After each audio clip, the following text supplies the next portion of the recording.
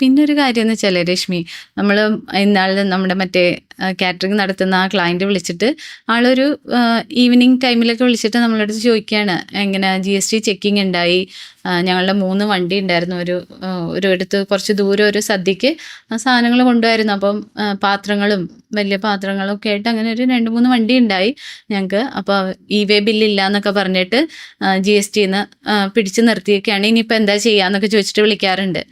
അപ്പോൾ ഇതുമായിട്ട് ബന്ധപ്പെട്ട് സാധാരണ ജനങ്ങൾ മനസ്സിലാക്കേണ്ട ഒരു കാര്യം എന്ന് പറയുന്നത്, നമ്മൾ മൂവ്മെന്റ് ഓഫ് ഗുഡ്സ് ഉണ്ടെങ്കിൽ, അതായത് ഒരു പ്രമൈസസിൽ നിന്ന് നമ്മൾ സപ്ലൈയുടെ ഭാഗമായിട്ട് ഒരിടത്തേക്ക് സാധനങ്ങൾ കൊണ്ടുപോവാണ്.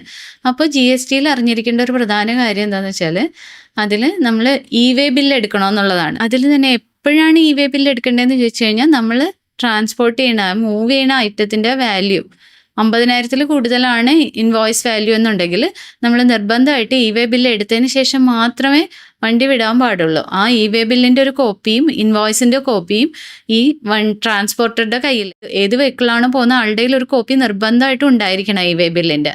അല്ലെങ്കിൽ വെറുതെ വഴിയിൽ പിടിച്ച് അതിനൊരു ഫൈൻ കൊടുത്ത് വേണ്ടി വരും നമ്മൾ പിന്നെ മൂവ് ചെയ്യാനായിട്ട്. ഇ-വേ ബില്ല് പോലെ തന്നെ ഇപ്പൊ പല ബിസിനസ് നടത്തുന്ന ആൾക്കാർക്കും ഡൗട്ട് വരുന്നതാണ്, ഇവർ ഇൻവോയ്സ് എടുക്കേണ്ട ആവശ്യം വരുന്നുണ്ടോ എന്നുള്ളത്.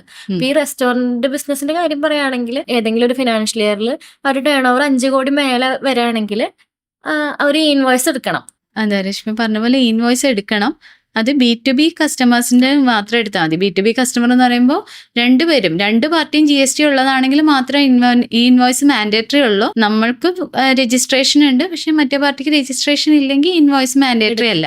ഇത് വലിയ ബിസിനസ്സുകാരെ സംബന്ധിച്ചിടത്തോളമാണ്. അതായത് ഈ പറഞ്ഞല്ലോ 5 കോടിയിൽ കൂടുതൽ ടേൺ ഓവർ ഉള്ള കേസിൽ മാത്രമാണ് ഇൻവോയ്സ് മാൻഡേറ്ററി ആയിട്ട് വരുന്നുള്ളൂ.